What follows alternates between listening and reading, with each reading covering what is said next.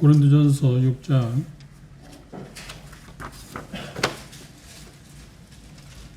1절부터 11절까지 한 절씩 교도하겠습니다.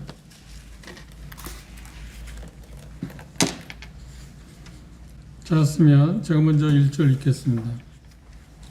너희 중에 누가 다른 이로 더불어 이 일이 있는데 구태여 불의한 자들 앞에서 송사하고 성도들 앞에서 하지 아니하느냐? 성도가 세상을 판단할 것을 너희가 알지 못하느냐? 세상도 너희에게 판단을 받겠거든 지극히 작은 일 판단하기를 감당하지 못하겠느냐? 우리가 천사를 판단할 것을 너희가 알지 못하느냐? 그래야 하거든 하물며 세상 일이랴. 그런즉 너희가 세상 사건이 있을 때에 교회에서 경히 여김을 받는 자들을 세우느냐? 내가 너희를 부끄럽게 하려 하여 이 말을 하노니 너희 가운데 그 형제간 일을 판단할 만한 지혜 있는 자가 이같이 하나도 없느냐? 형제가 형제와 더불어 고발할 뿐더러 믿지 아니하는 자들 앞에서 하느냐? 너희가 피차 송사함으로 너희 가운데 이미 완연한 허물이 있나니 차라리 불의를 당하는 것이 낫지 아니하며 차라리 속는 것이 낫지 아니하냐? 너희는 불의를 행하고 속이는구나. 그는 너희 형제로다. 불의한 자가 하나님의 나라를 유업으로 받지 못할 줄을 알지 못하느냐? 미혹을 받지 말라. 음란하는 자나 우상 숭배하는 자나 간음하는 자나 탐색하는 자나 남색하는 자나 부정이나 탐욕을 부리는 자나 술 취하는 자나 모욕하는 자나 속여 빼앗는 자들은 하나님의 나라를 유업으로 받지 못하리라.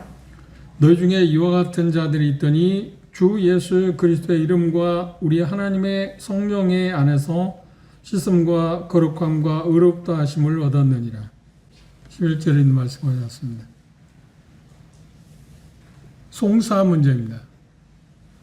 근데 여기에서 나오는 송사는 형법에 대한 형법상의 문제가 아니고 인사에 대한 문제입니다. 근데 이 당시 로마도 그렇고 특히 고린도에는 이들이 구원받기 전부터 하나의 관습이 있었는데 관습이란 게 뭐냐면 어떤 일이 있으면 그걸 자체적으로 사람과 사람 사이에 문제가 발생하면 그걸 서로가 중재자를 내서 해결하려고 하는 게 아니라 법적으로 가는 게 습관화되어 있습니다. 그래서 당시 로마도 그렇고 특별히 아테네에서는 이런 재미있는 이야기가 전해졌다고 합니다. 아테네에 있는 사람들은 변호사 없이는 못 산다. 문제만 있으면 법적으로 갖고 간다는 말이죠. 우리가 2000이 흐른 지금 지구촌에 우리가 살고 있는데 제가 그 미국에 갔을 때 우리나라도 이제 그게 지금 현실화 들어갔습니다. 미국에 갔을 때 어떤 문제가 생기면 법정으로 가는 거. 그런데 그 일을 누가 꼬드기냐 하면 변호사들이. 변호사를 어떻게 해서든지 변호사 수임료를 받기 위해서든지 어떤 목적에 의해서든지 문제를 해결해 주겠다고 그래서 자꾸만 고소하고 고발하게 하는 그런 일들이 비일비재하다는 말을 들었습니다. 그런데 우리나라도 이제 벌써 몇 년이 흘렀습니다만 꽤 오랜 시간 흘렀습니다만 그런 것이 이렇게 만연해 가고 있다 하는 것을 세상에서 우리가 볼 수 있습니다. 그리고 어떤 문제가 있으면 변호사를 통해서 그 문제를 해결하고자 하는. 그런데 2000년 전에 고린도는 지역 자체가 그런 것이 만연해 있었다고 그럽니다. 그런데 그런 환경 가운데 살다가 구원을 받았습니다. 고린도 교회 형제자매들이. 구원을 받았는데 그게 일종의 관습, 습관화돼서 옛 성품을 따라서 사는 가는 가운데서 형제들 사이에 문제가 있으면 형제들 사이에 누군가 표현하고 있는 것처럼 교회의 인도자든지 그걸 분별할 수 있는 사람의 중재를 통해서 문제를 해결하려고 하지 않냐고 법정에 가지고 왔습니다. 그래서 바울사는 그 소식을 듣고 여기 표현 가운데 나는 여러분들이 지금 내가 이야기하고 있는 여러분들을 부끄럽게 하기 위해서 지금 이야기를 한다고 이야기를 했습니다. 그 말은 금지된 어떤 송사 문제입니다. 이 말씀을 보면 세 가지 부분에서 우리가 생각할 수 있는데 먼저 그리스도의 참된 어떤 지위에 대해서 언급을 하고 있습니다. 1절에서 6절까지 보면 그 그 주의가 어떤 주의냐면 여기 표현하고 있는 것처럼 세상을 판단할 수 있는 권한을 갖고 있다. 그리고 심지어 천사를 판단한다고 그러는데 천사를 판단한다는 말은 일반적으로 잘못된 그러니까 사단과 그 졸개들 그리고 타락한 천사들은 하나님께서 심판하실 것이고 여기 천사를 판단하는 말은 우리 그리스도인들이 할 수 있는 건 아닙니다. 그리스도인들이 한다고 천사를 판단한다는 말은 재판한다 뭐 그들이 어떤 불의를 행한 천사들은 없으니까 그러니까 그 사단과 그 귀신들은 이미 심판 아래에 놓여 있는 천사들이고 그렇지 않는 천사들은 법정에 끌고 갈 이유가 없습니다. 그래서 여기 판단한다는 말은 천사를 판단하는 말은 그들을 다스린다, 지배한다 하는 쪽의 이야기입니다.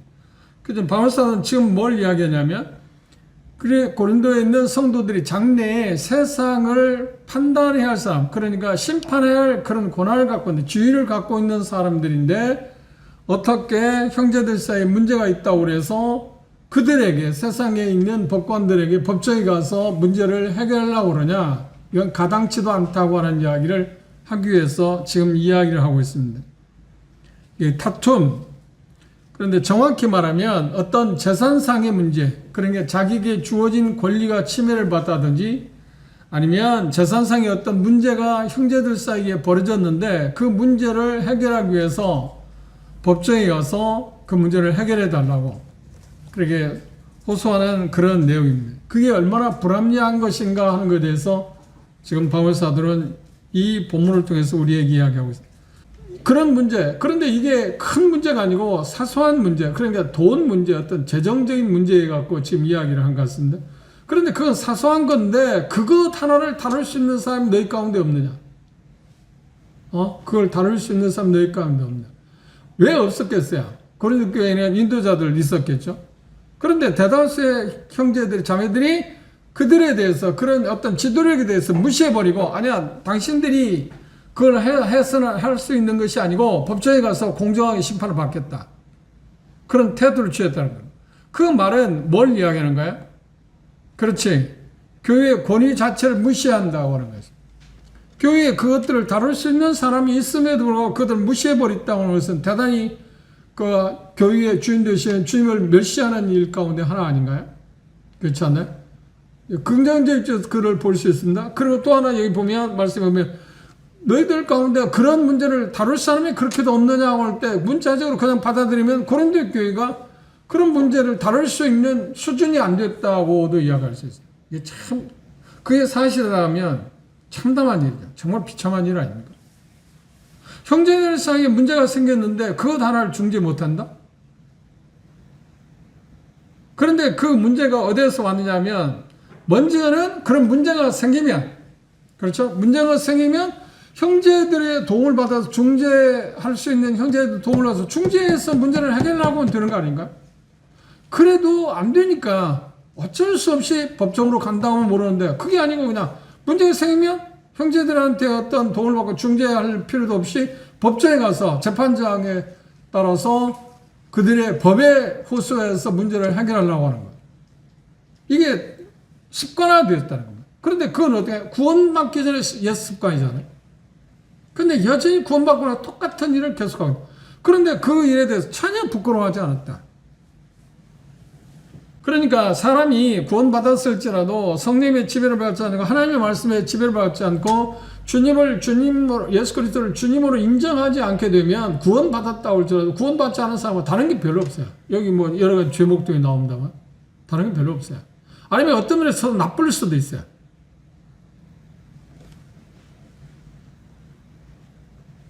그런데 고린도 교회에 지금 그 송사하는 사람들부터 이건 당연한 거다. 왜? 세상은 그랬으니까. 그렇게 하고 있으니까.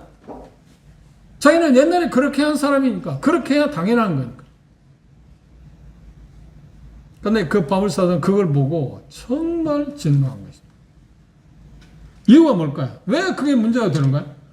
그 송사함으로 말미암아서 복음의 증거 자체가 멸시받았고 교회의 주인 되신 주님의 영광이 가려졌을 뿐만 아니라 그분 자신이 그러니까 우리가 사랑하고 서로 사랑하는 형제 자매다라는 것 자체가 만천하에 뭐야? 이게 거짓말이라고 표현한 거예요.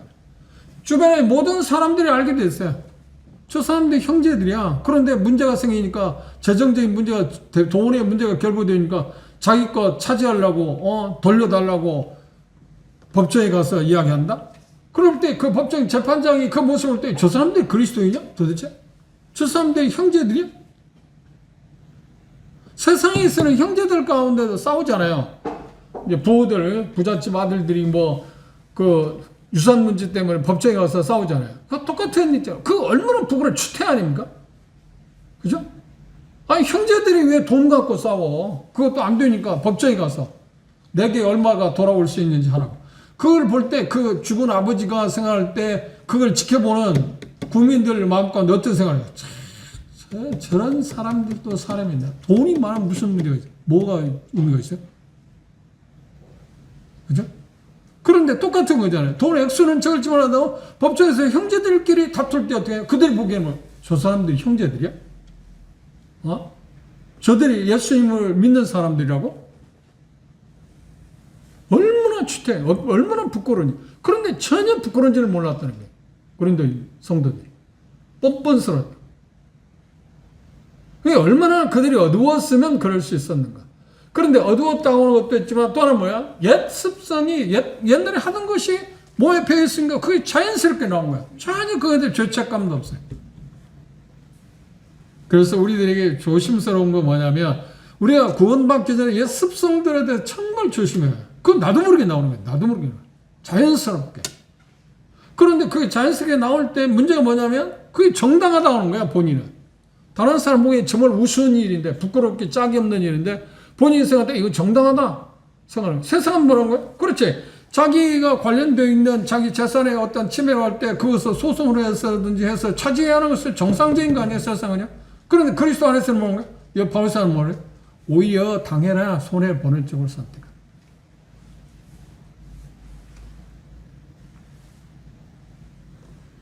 그래서 바울사들은 여기에서 얘기하는 우리의 신분이, 그리스도의 신분이 세상을 판단할 사람이 언제 판단하는가? 천년왕국 때.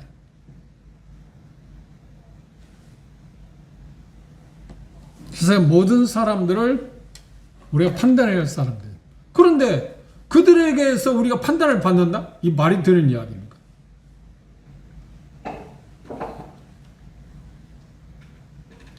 교회 안에서 충분히 해결할 수 있는데 교회 안에서 그 문제를 해결하려고 하지 않는다. 왜요? 그들의 습관 때문에, 옛 습성 때문에. 문제만 생기면 송사해서 해결해달라고. 유다스를 봅시다.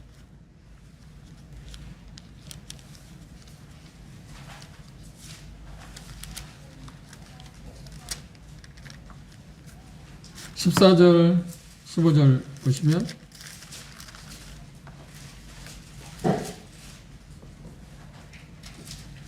아담의 칠세에서 내누기 사람들에 대하여 또 예언하여 가로되 보라 주께서 그 수만의 거룩한 자와 함께 임하셨는 이는 무사람을 심판하사 모든 경건치 않은 자의 경건치 않게 행한 모든 경건치 않은 일과 또 경건치 않은 죄인이 주께 거스려 한 모든 강팍한 말을 인하여 저희를 정죄하려 하심이라. 주님과 함께 주님께서 이렇게 심판할 때 우리도 함께 심판하게 될 거라고 이야기해요. 계시록 2장을 보십시오. 26절입니다.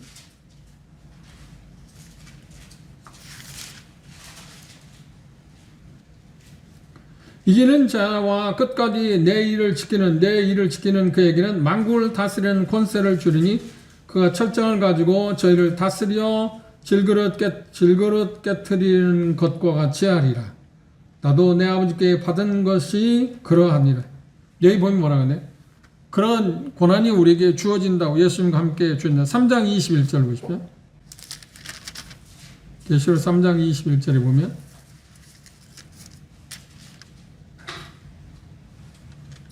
이는 그에게는 내가 내 보좌에 함께 앉게 하여 주기를 내가 이기고 또 아버지 보좌 함께 앉은 것과 같이 하리라. 보좌 함께 한다는 것은 그 권세가 우리에게 주어진다는 말이에요. 20장을 보십시오. 계시록 20장.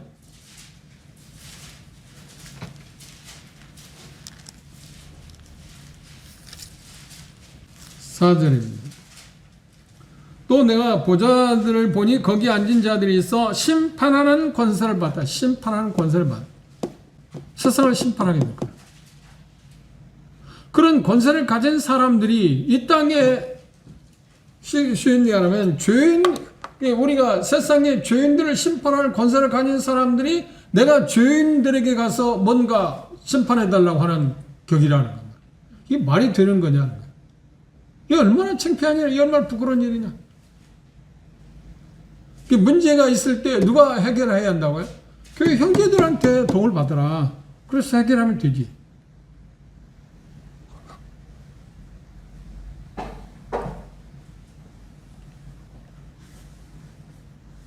세상의 법정에 갈 때 우리가 상식적으로 합니다. 여기 김기현님은 법을 전공했으니 너무 잘 아시겠지만 그들이 우리의 의식을 이해합니까?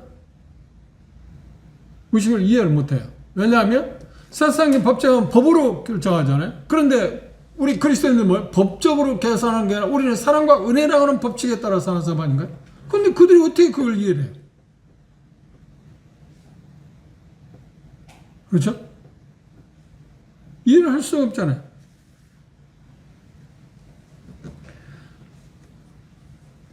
그리고 우리는 하나님이 보는 시각을 갖고 어떤 것을 판단하는데 그들은 뭘 갖고 판단하는 거예요? 보는 대로. 법적으로 보는 것이에요. 그러니까 우리를 이해할 수 없잖아요.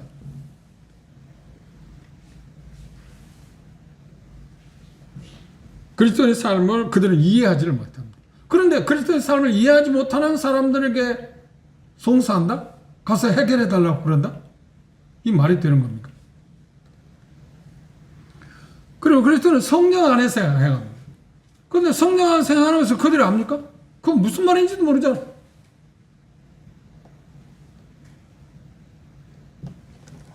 그리고 좀 전에 얘기했지만 하나님의 관점에서 사물을 우리는 보지 않나요? 그런데 그들은 하나님의 관점이 아니잖아요. 그냥 법적으로 어떤 문제를 보잖아요.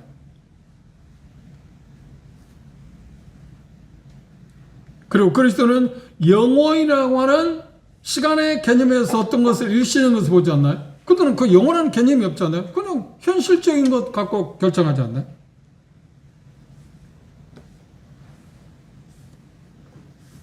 그리고 그리스도는 우리 자신의 이익이 아니라 다른 사람의 이익을 추구하는 사람, 내 유익보다는 다른 사람의 이익을 추구하는 사람들이 그리스도이지 않나요? 그런데 세상은 뭐야? 아니야, 그게 아니야. 딱 잘라서. 오히려 그 형제들과의 어떤 재정적인 문제로 인해서 돈 문제로 인해서 송사할 게 아니라 차라리 송사하지 말고 손해를 바라는, 손해 쪽을 선택하는 게 좋겠다는 거예요. 왜요?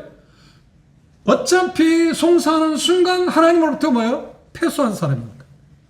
그가 재물을 얼마나 얻었을지 모르지만 송사에서 승소해서 얼마나 얻었을지 모르지만 하나님 쪽에서는 이미 패소한 사람. 왜? 하나님의 마음을 이미 짓밟아 버렸으니까. 교회의 권위를 짓밟아 버렸으니까. 승소해서 뭐 할 겁니까? 돈을 많이 얻어내서 뭐 할 겁니까? 3분의 1을 얻어내서 뭐 할 겁니까? 하나님의 명예는 실추됐는데, 교회의 명예는 실추됐는데, 교회의 명예를 실추하지 않고 예수 그리스도의 영광을 가려도 그 복음을 훼손하지 않는 쪽에서 자기가 재정적인 어떤 손실을 당한다고 하면 그거 얼마나 영광스러운 일입니까? 그리고 그걸 하나님께 맡겨라. 하나님께서 우리에게 뭐라고 약속하시나? 먼저 너희는 그의 나라와 그 일을 구하라. 그럼 이분을 주신다고 말씀하지 않나요? 그거 하나님을 바라보면 되지 않나요?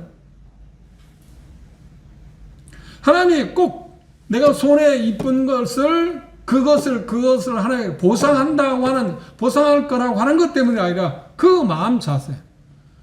교회의 권위를 떨어뜨리고 예수님의 교회 주인된 예수님의 명예를 훼손하고 복음이 이건 아무것도 의미가 없는 것으로 추락시키는 것보다는 차라리 재물에서 문제를 당하는 것이 손해를 보는 것이 훨씬 더 영광스러운 게 아니냐는 거예요. 바울은 그건 맞는 거 아닌가요? 그래 안 그래? 그런데 그 마음을 갖기가 어렵다는 거예요. 왜? 눈에 보이는 재물이 먼저니까. 눈에 보이는.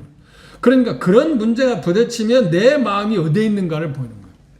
우리는 좋을 때는 좋아요. 그렇죠? 그런데 어떤 사태가 벌어지면 본성이 들어가요. 아, 저 사람 마음이 하늘에 있는가? 주님의 말씀에 지배를 받고 있는가? 그러지 않는가? 그러니까 옛날 습성대로 하고 있는가? 옛 모습대로 받아들이고 생각하고 있는가? 아니면 주님 새로운 성품에 따라서 지금 생각하고 있는가 하는 것을 그때 안다고. 어려울 때, 어떤 문제가 봉착할 때. 그럴 때는 뭐 다 좋잖아요. 그렇죠? 다 좋잖아요. 항상 의뢰로운 사람 같고 사랑하는 사람 같고 주님의 명예를 위해서 어떤 것도 희생할 수 있는 사람처럼 보이지 않나요? 그렇게 말하지 않나요? 기도하지 않나요? 그런데 막상 문제가 발생하면 아니야. 특별히 물질 문제에 대해서 양보하지 않아요. 그리고 자기에게 주어진 권리가 있잖아요. 그걸 세상으로 절대로 양보하지 말라는 거예요. 그 양보하면 어떻게 내가 바보니까. 근데 주님이 뭐라고요? 그게 문제가 된다면 얼마든지 양보해라. 그래서 여기 바울사도 분명히 말한 건 뭐냐면 법정에 갖고 가는 순간 뭐라고요? 하나님 보시기에 그는 패소한 사람이다. 세상에서는 그는 승소해서 어떤 것을 얻을 수 있겠죠. 그런데 왜 그 어리석은 일을 하느냐? 하나님 앞에 우리의 삶이니까.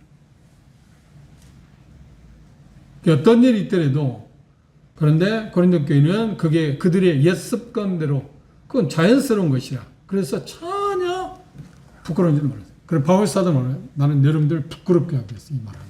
다른 쪽의 이야기는 가운데서 나는 여러분들 부끄럽게 하지 않기 위해서 한다고 표현하죠. 그런데 이 부분을 뭐래요? 그렇지. 정직하게, 정나하게 그들의 모습을 직면하게 했어요. 부끄러운 줄 알아라. 창피한 줄 알아라. 세상에 어찌 그럴 수 있냐. 그리고 뭐라고요? 오히려 당하는 쪽을 선택하라. 왜냐하면 그 법원에 가지고 가는 순간 하나님 쪽에서 너는 패소한 사람이야. 세상에서 네가 승소할 수는 있겠지. 그런데 승소하는데 무슨 의미가 있냐. 형제를 짓밟고 형제의 마음을 아프게 하고 그것뿐만 아니라 당사자뿐만 아니라 교회 전체 그럼 교회의 주인 되시는 예수님의 명예 하나님의 명예를 실추했을 뿐만 아니라 복음을 전하는 일에 문제가 되어 오지 않나요? 이런 치명적인 일들을 내박차고 그것에 손실은 생각하지 않고 자기가 당장에 얻는 물질 그 어떤 분을 얻기 위해서 그 일을 해야 한다고요?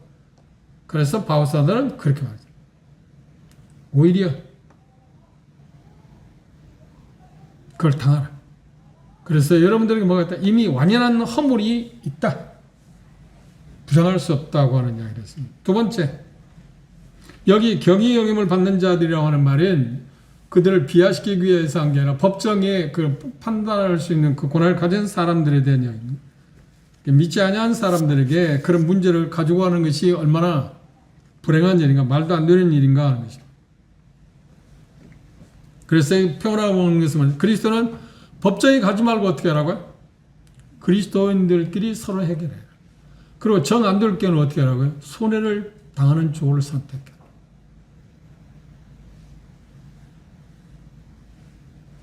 근데 돈 앞에서 손해를 안 보려고 그래. 진짜 모습을 그때 보는 거예요. 사람의 모습을 그때 볼 수 있어요. 참 힘 있는 사람, 참 그리스도인다, 능력 있는 사람이라고 해서 뭘 때 알 수 있냐면 돈을 다루면 돈 앞에서의 모습을 보면 아, 저 사람이 참 힘 있는 사람이구나. 저 사람이 영적인 사람이구나. 그걸 알 수 있어요. 물질은 대단히 위력이 있기 때문에 그렇습니다. 그리고 권세를 가지고 있는 사람이 그걸 어떻게 사용하냐. 휘두르는 사람이 아니고 섬기는 쪽으로 그걸 사용하느냐 않느냐 하는 걸 보면 아, 저 사람이 정말 하나님 주신 권세를 제대로 쓰고 있는가 쓰고 있지 않는가 하는 걸 알 수 있습니다. 두 번째, 7절 8절에 보면 그리스도인의 참된 태도에 대해서 이야기하고 있습니다. 좀 전에 얘기한 것처럼 법정에 간다는 것은 무엇인가요? 영성을 바로 잃어버렸다는 겁니다. 형제 자매를 무시했으니까. 자기가 자기 이익만 추구하겠다는 거 아닙니까? 그래 말씀드린 것처럼 이미 법정에 가져가는 순간 하나님 쪽에서는 뭐예요? 이미 패소한 사람입니다. 세상에 승소해서 뭐 어떤 것을 얼마나 많이 얻어낼지는 모르지만 그래서 그리스도인들이 법을 대할 때 여기 표현하고 있는 것처럼 오히려 법에 소소하기보다는 불의를 당하는 것, 속는 것. 그 말이 무슨 말이냐면 영적 손실을 보다는 오히려 경제적인 손실을 선택하라. 경제적인 손실을 피하기 위해서 영적인 손실이 우리는 잃어버리는 것에 대해서 별로 관심을 안 두는데 오히려 반대다. 물질적인 손실을 볼지언정 영적인 손실은 절대 보지 않도록 해라. 그게 그리스도인들의 태도여야 한다는 것입니다. 우리들의 그리스도인들의 주된 관심은 무엇인가요? 나 자신의 소유나 권리를 지키는 것이 아닙니다. 그런데 세상은 뭐라는 거예요? 너에게 주어진 권리, 그 소유, 그걸 어떤 일이 있어도 지켜내라. 어떤 일이 있어도 지켜내라고 하는 그 세상의 요구사항 때문에, 세상의 가치관 때문에 법정에 가는 거 아닌가요? 그죠? 근데 바리새인은 뭐라고 해요? 아니야. 그 그리스도의 삶은 아니야. 그리스도의 삶은 자신과 주님의 관계를, 그리고 형제들의 관계를 훼손하지 않고 지키는 것에 주목해라고. 물질, 그 어떤 물질 때문에 주님과 관계를 훼손하나 형제들의 관계를 훼손하는 것보다는 차라리 그걸 찾지 않아요. 자기에게 주어진 소유, 권리가 있음에도 불구하고 그걸 양보함으로 말미암아서 오히려 하나님의 관계의 훼손을 가져오지 않냐고, 복음에 어떤 지장을 주지 않고, 그래서 소송하게 되면 문제가 되니까 그런 길을 선택하라고 이야기하고 있습니다. 세 번째, 9절에서 11절에 보면 그리스도의 참된 어떤 성품에 대해서 이야기합니다. 이 말씀에서 우리가 조심해야 할 거 하나 있습니다. 여러분들이 이 말씀을 읽을 때마다 갈등이 있을 것입니다. 9절 보십시오. 불의한 자가 하나님의 나라를 유업으로 받지 못할 줄을 알지 못하느냐. 미혹을 받지 말라. 그리고 여러 가지 죄목에 대해서 나와 있습니다. 그렇죠. 우리가 원칙적으로 불의한 자가 하나님 나라를 받을 수 있나요? 하나님의 나라를 유업으로 받지는 못하잖아요. 그러면 문맥을 우리가 조심해야 하는 거예요. 이 말씀을 딱 떼놓고 말해서 이런 죄를 범하는 사람은 구원받지 못하는 사람이라는 말이 아니고, 그렇죠. 이게 대단히 중요한 말입니다. 문맥에서 말한 거예요. 지금 앞에서 이야기한 것처럼 그리스도의 삶은 어떤 거라고요? 자기에게 주어진 자기의 소유나 권리에 대해서 우리가 양도할 수 있는 그런 자세를 가져야 합니다. 하나님과 관계에 침해를 가져온다고 하거나 또 형제들 관계에서 문제를 가져올 수 있다면 그걸 지키는 것이 훨씬 더 좋은 것이니까 자기 소유나 권리를 양보할 수 있어야 한다고 이야기해요. 그게 그리스도이다. 그렇죠? 그리고 지금 뭔 이야기를 한가? 바로 불의한 자가 하나님 나라를 유업으로 받지 못한다고 해서. 이건 원론적인 이야기입니다. 불의한 자가 하나님 나라를 갈 수가 없는 것입니다. 그런데 바리새인들 여기 지금 이야기하는 것은 이런 죄를 범한 사람 구원을 받지 못했다는 말이 아니라 그 말이 아닙니다. 지금 문맥이 대단히 중요한 말입니다. 근데 이걸 까딱 잘못하면 이런 죄를 범한 사람은 구원 안 받았다는 말인가? 지금 이야기할 때 보시면 여러 가지 죄목에 대해서 나왔는데 이것들을 상습적으로 요한 사도는 말이에요. 이걸 상습적으로 하는 사람들은 구원받지 않았다는 겁니다. 그러나 구원받은 사람, 그러니까 이 지금 말씀에서 이야기하고 있는 것은 고린도 성도들이 전에 너희들이 그런 사람들이었다. 어떤 불의한 사람들에서 하나님의 나라를 유업으로 받을 수 없는 사람들이었다. 왜? 이런 죄를 지은 사람들이었기 때문에. 그런데 여러분들이 어떻게 했다고요? 마지막 끝부분을 보십시오. 너희 중에 이와 같은 자들이 있더니 주 예수 그리스도의 이름과 우리 하나님의 성령 안에서 씻음과 거룩함과 의롭다 하심을 얻었다. 그렇죠. 너희들이 옛날에 그런 사람이었어. 그런데 새로운 사람이 됐잖아. 그럼 이 말씀은 온 거야. 옛날 습관을 버려야 한다는 거야. 구원받았으니까.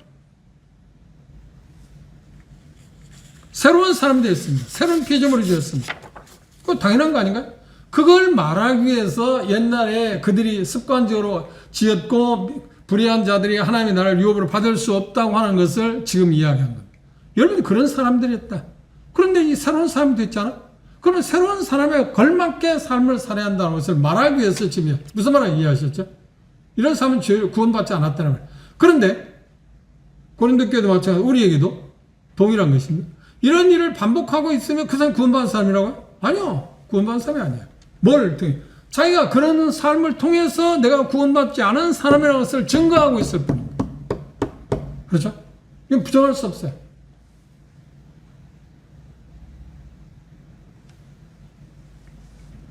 이 말씀을 오해하게 되면 대단히 심각한 문제에 빠집니다. 그래 문맥을 대단히 중시 여기라고 하는 것이 그랬습니다. 8절을 한번 보시죠. 너희는 불의를 행하고 속이는구나. 저는 너희 형제로다. 저는 누구예요? 지금 송사하고자 하는 사람이 형제지 않냐. 그런데 그에 대해서 뭔가 어디라고 하는데 불의하니. 그래 전날에 우리도 다 여기 표현하는데 불의한 자들이었어요. 그래서 하나님의 나라를 유업으로 얻을 수 없는 사람이었습니다. 그런데 끝부분에서 지금 문맥이 뭐라는 거예요? 그런데도 불구하고 그런 사람들이 있는데 우리가 어떻게 성령 씻음과 거룩함과 의롭다 하심을 얻었다. 그래 바울사도 말하는 건가요? 그러기 때문에 이제 그런 사람답게 살아야 합니다. 그 송사 문제에서 이야기하고 결론은 뭔가요? 여러분들이 그러기 때문에 불의한 일을 하지 말고 오히려 손해를 당하는 쪽을 선택하는, 대단히 합리적인 이야기를 하고 있잖아요. 왜 그렇게 살아야 하는가? 이유가 뭐라고요? 지금 불의한 사람들 하나님 나라를 유업으로 받을 수 없다는 것을 이야기함으로 말하면서 여러분이 그런 사람이 있는데 거기서 구원받은 사람이기 때문에 구원받은 사람답게 살기 위해서는 어떻게 한다고요? 손해를 파는 쪽으로 선택하는, 그게 하나님의 자녀가 취해야 할 태도라고 지금 이야기하고 있습니다. 이 실습이라는 것은 거듭났을 때 디도스의 3장에서 그렇게 이야기하고 있습니다. 그리고 거룩함이라는 것은 새로운 행위를 말하고 있습니다. 의로운 삶을 살게 되었다. 이제 여러분들이 구원받기 전에 그런 사람들, 불의한 사람들에 대해 하나님의 유업을 받을 수 없는 사람이 있는데 이제 거룩함을 얻었기 때문에 새로운 신분을 얻어서 그런 삶을 살게 되었다. 그리고 세 번째 번에 어렵다 하시면 하나님 앞에서 새로운 신분을 얻게 되었다. 칭이라고 표현합니다. 고로 그리스도인들은 어떻게 해요? 예수 그리스도의 이름에 명예에 실추되지 않는, 훼손하지 않는. 그래 새 생명은 반드시 뭐라고요? 새로운 삶을 낳는다. 그러면 새 생명을 얻었는데 새로운 삶을 낳지 못한다는 말은 뭔가요? 그 새 생명이 없다는 말 아닌가요? 거듭났다. 그런데 거듭난 삶의 모습이 없다? 그럼 여기 표현하는 불의한 사람으로서 하나님의 유업을 받을 수 없겠지.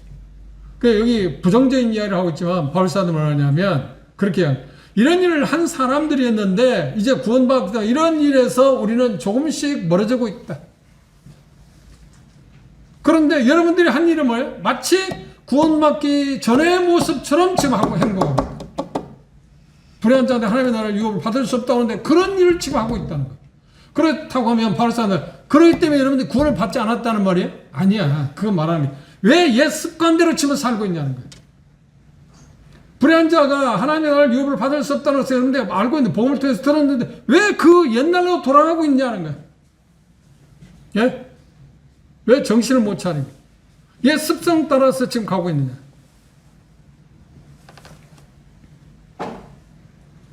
그러니까 이렇게 지금 바울사들은 반문하고 있는 것입니다. 왜 옛날 자신의 모습을 지금 그대로 지키고 있는 거예요. 따라가고 있는 거예요. 추종하고 있는 거예요. 불의한 자들은 하나님의 나라를 유업을 받을 수 없다고 여러분들 알고 있지 않느냐? 그런데 왜 불의한 일을 하고 있냐는 거예요.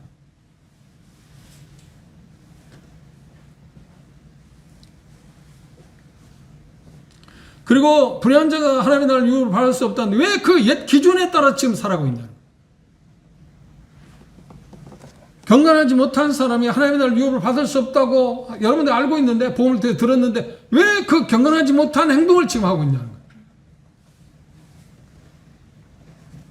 그리고 여러분은 세상 법정에서 세상 방식, 다시 말하면 옛 생활 방식에서 벗어났는데 구원을 받았는데 거기서 벗어나야 하지 않나요? 벗어버려야 하지 않나요? 그런데 왜 여전히 세상 방식에 따라서 여러분들의 삶을 그대로 가고 있느냐. 그걸 말하기 위해서 지금 바울사는 이야기한 것입니다. 이해하셨나요? 결론은 뭔가요?